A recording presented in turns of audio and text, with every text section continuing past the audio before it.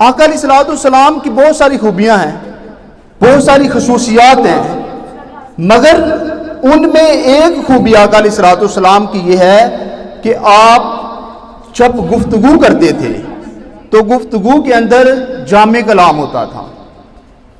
آپ کی جو گفتگو ہوتی تھی اس میں جامع کلام اور اختصار ہوتا تھا، مختصر ہوتی تھی. اس کی کچھ مثالیں جو ہے وہ میں دیتا ہوں، جس میں آقا علیہ الصلوۃ والسلام کی حدیث ہے. آپ نے فرمایا کہ قناعت نہ ختم ہونے والی دولت ہے. یہ چھوٹی سی حدیث ہے کہ قناعت نہ ختم ہونے والی دولت ہے، کہ قناعت ایک ایسی چیز ہے جس کو اقبال نے بھی کہا کہ کہاں سے تو نے اقبال سیکھی ہے یہ درویشی، چرچا بادشاہوں میں تیری بے نیازی کا. اسی طرح آقا علیہ الصلوۃ والسلام کی ایک اور حدیث ہے جس میں آپ نے فرمایا کہ جہالت سب سے بڑی تنگ دستی ہے، جہالت سب سے بڑی تنگ دستی ہے، عقل سے بہتر کوئی دولت نہیں، اور خود پسندی سے بڑھ کر وحشت ناک کوئی تنہائی نہیں. یہ آپ کے کلام کے اندر جامعیت ہوتی تھی.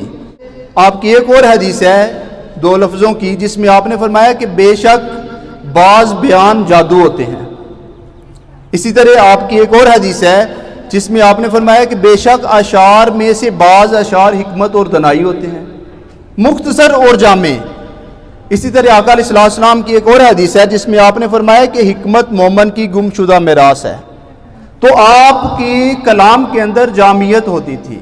ہمیں کیا ہوتا ہے کہ ہم محفل میں بات کرنے کا پتہ نہیں ہوتا، کچھ لوگوں کو تعزیت کرنے کا پتہ نہیں ہوتا، کچھ لوگوں کو دوسروں کو اپریشیٹ کرنے کا پتہ نہیں ہوتا، کچھ لوگوں کو جو ہے وہ دوسروں کو ویلیو دینے کا پتہ نہیں ہوتا. کہ ہمیں محفل میں جو لوگ ہوتے ہیں ان کو بات کرنا، ان کو پروموٹ کرنا، ان کو اپریشیٹ کرنا، یہ وہ چھوٹی چھوٹی چیزیں ہیں کہ جس کے بارے میں ہمیں علم نہیں ہوتا. اور آقا علیہ الصلوۃ والسلام کی اگر ہم بات کریں تو آقا علیہ الصلوۃ والسلام جو تھے وہ ہمیں ہر حوالے سے رہنمائی کرتے ہیں. آپ کی لائف ہمیں ہر حوالے سے رہنمائی کرتی ہے.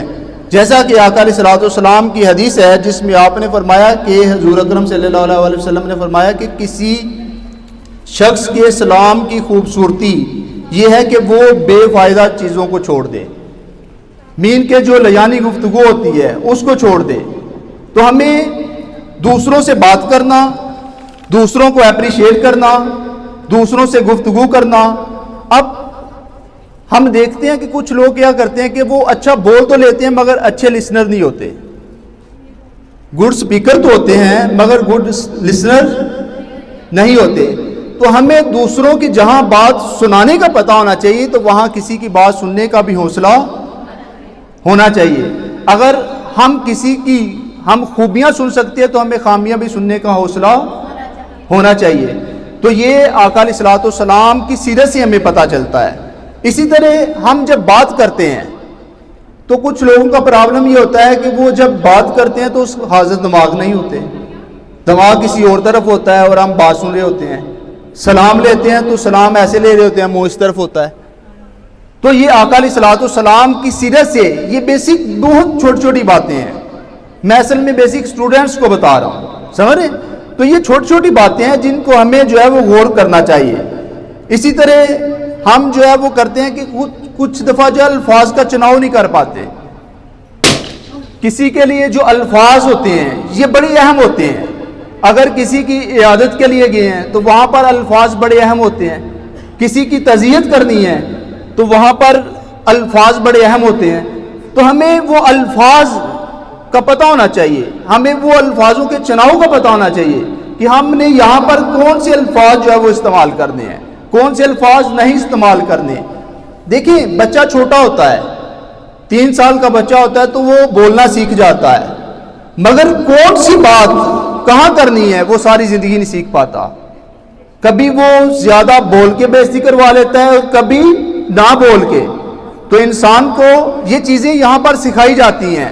تعلیم صرف اس چیز کا نام نہیں ہے کہ صرف ڈگری حاصل کر لی، وہ کاغذ کا ٹکڑا حاصل کر دیا، وہ تو مل جائے گا، مگر اصل تعلیم تو یہ ہے کہ آپ کے اندر وہ کتنی شائننگ آئی ہے، وہ کتنی آپ بہتر ہوئے ہیں، کتنے آپ نے اپنے آپ کو امپروو کیا ہے.